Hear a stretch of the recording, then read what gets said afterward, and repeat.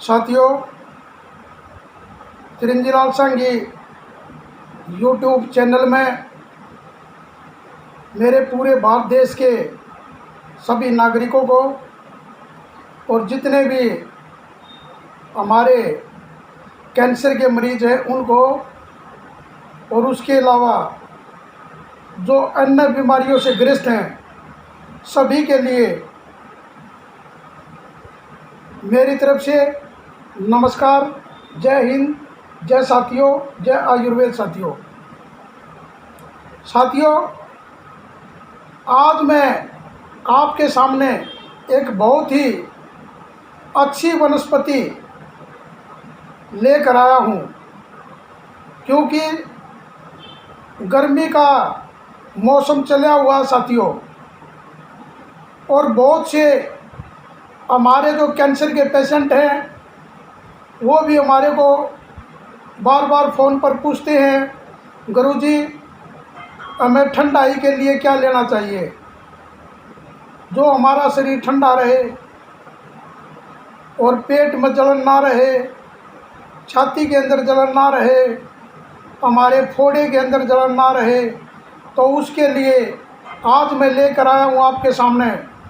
भाई ध्यान से सुन लो, वीडियो ने आराम से देखोगे तो कुछ समझ आ जाएगा, नहीं तो वह कुछ समझ नहीं आएगा। और वीडियो में बार बार एक एक बात को कहता रहूँगा तो वीडियो हो जाएगी ज़्यादा लंबी, इसलिए एक ही बार कहने से आराम से सुनना साथियों।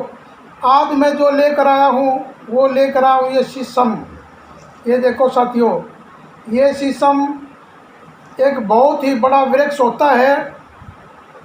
इसको टेली के नाम से भी जाना जाता है। पंजाब में टेली बोलते हैं, हरियाणा में शीशम बोलते हैं, बहुत सी जगह इसके अलग अलग नाम से जाना जाता है साथियों। और ये बहुत बड़ा वृक्ष जो खेतों के अंदर पाया जाता है, आजकल रोड के साथ में भी लगा देते हैं साथियों इसको। साथियों, ये बहुत ही ठंडा और छायादार वृक्ष होता है साथियों। इसकी पहचान, जो इसका तना होता है वो वाइट से कलर में होता है साथियों। मैं उसको भी आपको दिखाऊंगा कि उसका जो तने का कलर वो किस तरह का होता है। जैसे आप ये डंडी देख रहे हो तो ये इसी तरह की शीशम का तना होता है। और शीशम एक बहुत ही ठंडी वनस्पति होती है। इसके पत्ते भी ठंडे होते हैं, इसके फल फूल और ये पत्तियाँ, ये देखो ये सीजन में आती है पत्तियाँ, ये भी बहुत ही ठंडी तासीर के होते हैं साथियों। जैसे शिव भगवान ठंडाई के लिए बेल पत्तर के पत्ते लिया करता था, और शीशम के पत्ते भी उतने ही ठंडे होते हैं साथियों। साथियों, इनको लेने का क्या तरीका है, ये किस किस रोग में लिया जाता है और कैसे कैसे इसका इस्तेमाल किया जाता है, आज मैं आपको खोल कर बताने जा रहा हूँ साथियों। जैसे कि अभी बहुत ज़्यादा गर्मी है, गर्मी में ठंडाई के लिए वैसे तो बहुत से फल भी हैं, बहुत सी वनस्पतियाँ भी हैं, लेकिन इसका अपनी जगह बहुत बड़ा महत्व हो साथियों। जैसे हम इसके हर रोज़ कम से कम 5 पत्ते इस तुलसी के, ये जो 5 पत्ते हैं ये दिख रहे पत्ते, ये तुलसी के जो पत्ते हैं इसके शीशम के, ये 5 पत्ते सुबह जब घूमने के लिए जाते हैं तो उसके साथ में आपने बेल पत्थर के 2 पत्ते, इनको अच्छी तरह धो लो और सुबह घूम के आओ तो उनको चबा चबा के खा लो साथियों। पूरा दिन आपका पूरा शरीर ठंडा रहेगा साथियों, और आपको इन्फेक्शन से ही बचाएगा। और जिन माता बहनों को, महिलाओं को, जिनको ब्रेस्ट के अंदर गांठ हो जाती है और वो गांठ गलने में बहुत दिक्कत देती है, आजकल तो कैंसर के रूप में भी परिवर्तन हो जाती हैं, और बहुत सी माताएं बहनें कैंसर से पीड़ित हैं, तो उनके लिए इस वनस्पति का कैसे प्रयोग करना है, इसके कम से कम 15-20 पत्ते आप ले सकते हो।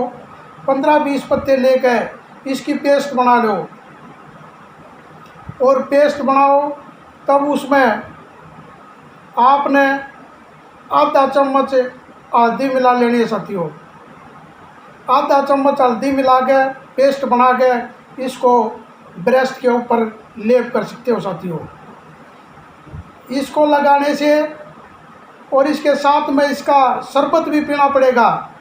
जैसे कि 15 पत्ते हमने ले लिए, उसकी चटनी बना ली, मिक्सी में 1 कप पानी डालो, इन पत्तों को धोकर डाल दो, और साथ में 2 पत्ते बेल पत्थर के भी डाल दो, तो उसका शरबत बनाओ।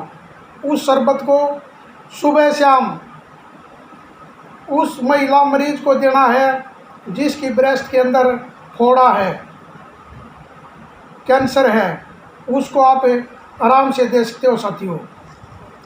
उसके अलावा जैसे किसी के पेट में जलन है, पेट के अंदर अल्सर है, तो वो भी इसका 20 पत्तों का मिक्सी में डालकर धो के साफ़ सुथरे मिक्सी में डाल लो।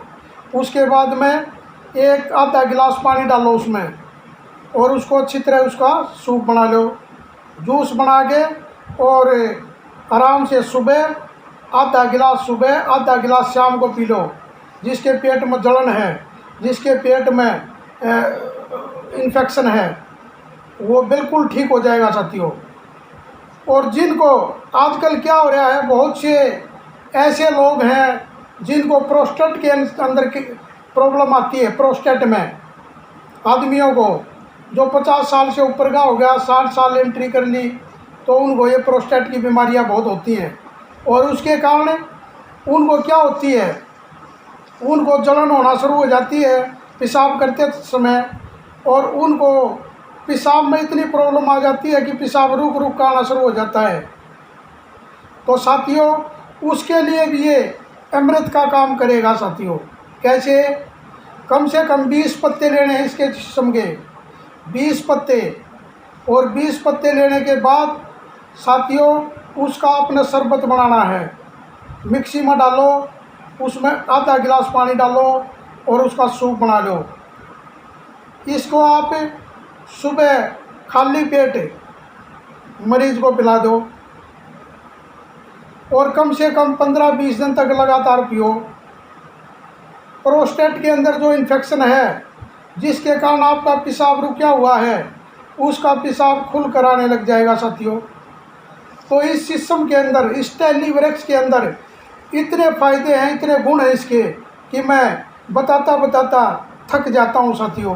क्योंकि हर वृक्ष में कोई भी जो परमात्मा ने जो वनस्पति लगाई है, तो वो वनस्पति सभी सोच समझ कर लगाई है। इंसान की दवाई परमात्मा ने एक वनस्पतियों के रूप में बनाई हुई है। लेकिन साथियों, वैद्यों की अभी ज़्यादा जानकारी ना होते हुए, उनको नहीं जानकारी है पौधों के बारे में। बहुत से वैद्य ऐसे जिन्होंने ज्ञान ही नहीं है। बहुत से आजकल तो वैद्यों की जगह BMS डॉक्टर बनने लगे, उनको वनस्पतियों का ज्ञान नहीं है।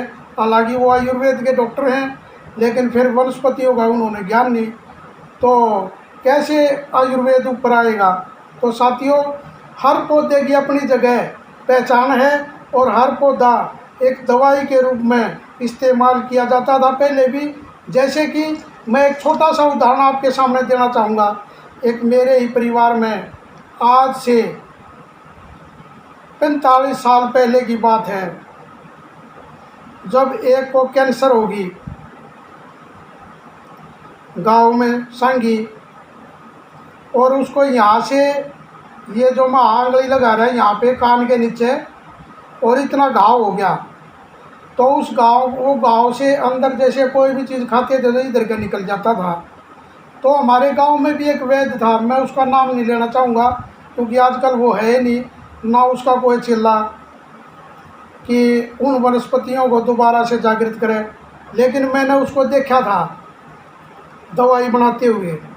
तो साथियों, वो 2-3 तरह की वनस्पति लेकर आया, उन्होंने उसको पीसा, पीस कर उसको लेप लगाया और इसका उसको जूस पिलाया। तो इसी जूस से और उस पेस्ट के माध्यम से वो कैंसर बिल्कुल ठीक होगी, 6 महीने में ठीक होगी।